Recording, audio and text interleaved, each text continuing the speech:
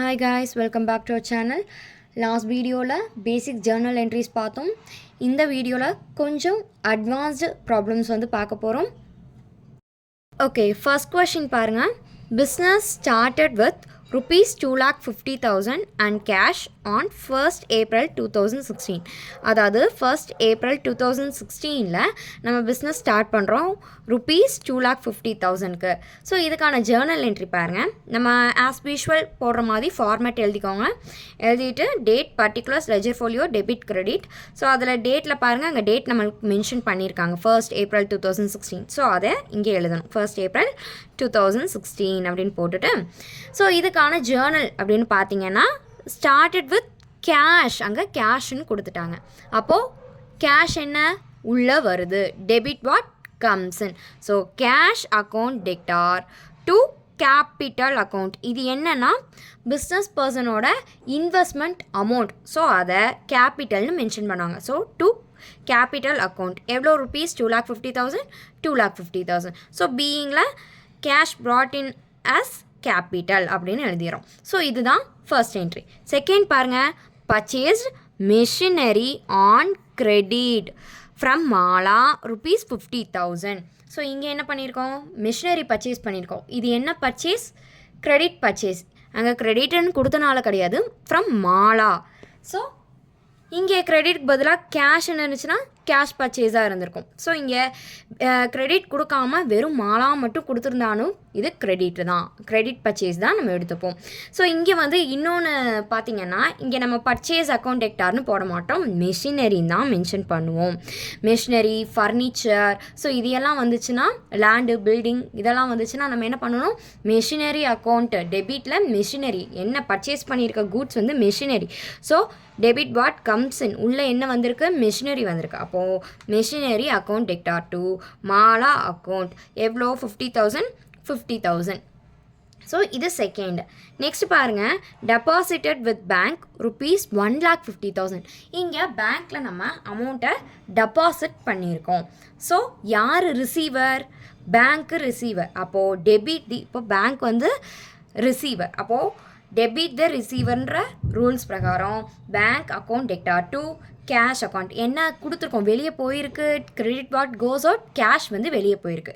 எவ்வளோ 1,50,000 1,50,000. அப்போது deposited with bank அப்படின்னா bank account debtor to cash account. Next பாருங்கள், பெய்டு அட்வர்டைஸ்மெண்ட் எக்ஸ்பென்சஸ். இங்கே அட்வர்டைஸ்மெண்ட் எக்ஸ்பென்சஸ்ன்னு கொடுத்துருக்காங்களே. ஸோ என்ன எக்ஸ்பென்சஸாக இருந்தாலும் அது டெபிட் பேலன்ஸ் தான்.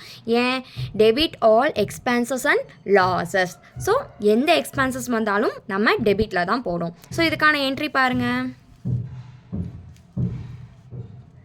ஸோ என்ன இருக்குது, advertisement account debtor to cash account எவ்வளோ 12,500 12,500. இப்போ பீயிங் அட்வர்டைஸ்மெண்ட் எக்ஸ்பென்சஸ் பெய்டு. ஓகேங்களா. ஸோ எக்ஸ்பென்சஸ் இங்கே வந்து எக்ஸ்பென்சஸ் போட்டுக்கோங்க. எக்ஸ்பென்சஸ்ன்னு எது வந்தாலும் சரி அது டெபிட்டில் தான் வரும். சரிங்களா. நெக்ஸ்ட் பாருங்கள், cash withdrawn from bank 25,000.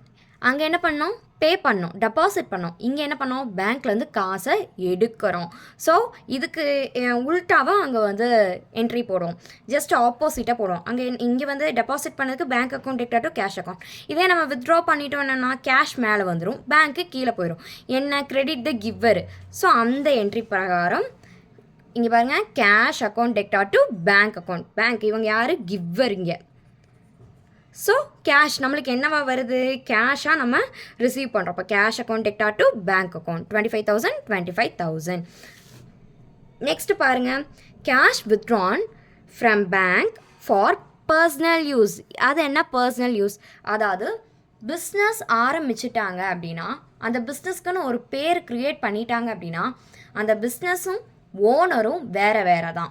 So அந்த பிஸ்னஸ்க்காக அவங்க என்ன வேணால் செலவு பண்ணலாம். இதே பிஸ்னஸ் அக்கௌண்ட்லேருந்து அந்த ஓனர் அவங்களோட பர்சனல் யூஸ்க்காக எந்த பணம் எடுத்தாலும் அதைய ட்ராயிங்ஸ் அப்படின்னு மென்ஷன் பண்ணுவோம். சரிங்களா. அப்போ பர்சனல் யூஸ்க்காக ஓனர் எந்த பணம் எடுத்தாலும் அது பேர் ட்ராயிங்ஸ். அப்போ இங்கே என்ன பண்ணியிருக்காங்க, cash withdrawn from bank for personal use of the proprietor. அதாவது ஓனரோட பர்சனல் சொந்த செலவுக்காக எடுத்திருக்காங்க. எவ்வளோ 6,250. ஸோ இந்த அக்கௌண்ட் பாருங்கள் எப்படி போட்டிருக்கோன்னு, ட்ராயிங்ஸ் அப்போ டெபிட் ட்ராயிங்ஸ் வந்து எப்போவுமே வந்து டெபிட் பேலன்ஸ். அப்போது drawings account debtor to bank account எவ்வளோ 6250 6250 சரிங்களா. அப்போது எப்போவுமே பர்சனல் யூஸுக்குன்னு எடுக்கும்போது அதை ட்ராயிங்ஸ்ன்னு தான் மென்ஷன் பண்ணுவாங்க. Okay next good sold to Yashoda 22,500. இங்கே யசோதாக்கு பதிலாக கேஷ் இருந்துச்சுன்னா அது கேஷ் சேல்ஸ் இப்போ பேர் இருக்குது அதனால் இது கிரெடிட் சேல்ஸ். அப்போது சேல்ஸ் எப்பவுமே என்ன கிரெடிட் பேலன்ஸ். அப்போ யசோதா டெபிட்டில் வருவாங்க. So Yashoda account debtor to sales account எவ்வளோ 22,500 22,500. இது வந்து என்ன கிரெடிட் ட்ரான்சாக்ஷன் நடந்திருக்கு இந்த சேல்ஸு. இவங்க கிரெடிட்டார். ஓகே நெக்ஸ்ட் பாருங்கள் பாட் குட்ஸ் ஃபார் கேஷ். ஸோ இங்கே என்ன பண்ணியிருக்கோம் பாட்னாலும் பர்ச்சேஸ்னாலும் ஒன்று தான். ஸோ பர்ச்சேஸ் பண்ணியிருக்கோம் என்னது குட்ஸ் எவ்வளோக்கு 10,000க்கு என்ன மோட் கேஷ் மோடு. இப்போ கேஷ் பர்ச்சேஸ் தான். அப்போது purchase account debtor to cash account rupees 10,000 இது கேஷ் பர்ச்சேஸ் தான். அதனால் நம்ம கேஷ்னே போட்டிருக்கலாம். இல்லை இங்கே வந்து நேம் ஏதாவது கொடுத்துருந்தாங்க அப்படின்னா இங்கே வந்து நேம் போடுவோம். ஓகேங்களா. Next rent paid by cheque rupees 2,000. அது என்ன rent paid by cheque rupees 2,000. அதாவது இங்கே செக் அப்படின்னு கொடுத்துட்டாங்கன்னா இது பேங்க்குன்னு அர்த்தம் சரிங்களா. அப்போ நீங்கள் வந்து செக்குன்னு எழுதிடக்கூடாது பேங்க்கு தான். என்ன பண்ணியிருக்கோம் ரெண்ட்டை பே பண்ணிக்கோங்க. ரெண்ட்டு சேல்ரி வேஜஸ் எது வந்தாலும் சரி அது என்ன டெபிட் பேலன்ஸ். ஏன் அது எக்ஸ்பென்சஸ் நம்ம பே பண்ண வேண்டியது. So debit all expenses and losses அப்படி தானே வரும். ஸோ அப்போ டெபிட் பேலன்ஸில் பாருங்கள் ரெண்ட் அக்கௌண்ட் டெக்டார். ஓகேங்களா. அப்போ ரெண்ட் அக்கௌண்ட் டெக்டார் டூ இந்த செக்குக்கு பதிலாக பேங்க்கு. இங்கே அந்த செக் அப்படிங்கிறது பேங்க்குன்னு மென்ஷன் ஆகும். எவ்வளோ ருபீஸ் 2,000. நெக்ஸ்ட் பாருங்கள் goods return by Yashoda rupees 2,500. So இங்கே கூட்ஸ் ரிட்டர்ன்னு கொடுத்துட்டாங்க பை யசோதான்னு கொடுத்துட்டாங்க. அப்போ இது பர்ச்சேஸ் ரிட்டர்னா சேல்ஸ் ரிட்டர்னா எப்படி கண்டுபிடிக்கிறது. யசோதா கிட்ட என்ன பண்ணியிருக்கோம் சேல்ஸ் பண்ணியிருக்கோம். அப்போது இது சேல்ஸ் ரிட்டர்ன். இங்கே நேம் மட்டும் கொடுத்துருக்காங்க கூட்ஸ் ரிட்டர்ன்னு கொடுத்துட்டாங்கன்னா இது என்ன ரிட்டர்ன் பர்ச்சேஸாக சேல்ஸான்னு தெரிலனா முன்னாடி இருக்க என்ட்ரிஸில் அவங்க என்ன அதாவது அந்த நேம் உள்ள ஆள் கிரெடிட்டாரா டெப்டாரான்னு பார்க்கணும். அவங்கக்கிட்ட நம்ம என்ன பண்ணியிருக்கோம்னு பார்க்கணும். இன்கேஸ் அவங்கக்கிட்ட பர்ச்சேஸ் பண்ணியிருந்தோம் அப்படின்னா அது பர்ச்சேஸ் ரிட்டர்னாக இருக்கும். சேல்ஸ் பண்ணியிருந்தோம்னா சேல்ஸ் ரிட்டர்னாக இருக்கும். இங்கே வந்து என்ன யசோதா கிட்ட கூட்ஸ் சோல்ட் டு யசோதா அப்போது சேல்ஸ் பண்ணியிருக்கோம். அப்போது நம்ம சேல் பண்ண கூட்ஸு நம்மளுக்கு திரும்ப ரிட்டர்னாக வந்திருக்குன்னு அர்த்தம் சரிங்களா. அப்போது சேல்ஸ் எப்பவுமே கிரெடிட் பேலன்ஸ். அப்போ சேல்ஸ் ரிட்டர்ன் எப்பவுமே டெபிட். இது சேல்ஸ் ரிட்டர்ன். ஓகேங்களா. அப்போது சேல்ஸ் ரிட்டர்ன் எப்பவுமே என்ன பேலன்ஸ் டெபிட் பேலன்ஸ். இங்கே இருக்க பாருங்க. அப்போது sales return account debtor to Yashoda account rupees 2,500. ஓகேங்களா. ஸோ இதுதான் வந்து அட்வான்ஸ்டு என்ட்ரிஸ். இதை விட அட்வான்ஸ்டாக என்ட்ரிஸ் இருந்துச்சு அப்படின்னா அதையும் நம்ம சேனலில் வந்து போஸ்ட் பண்ணுறோம். மறக்காமல் பாருங்கள் சப்ஸ்கிரைப் பண்ணுங்கள். தேங்க்ஸ் ஃபார் வாட்சிங்.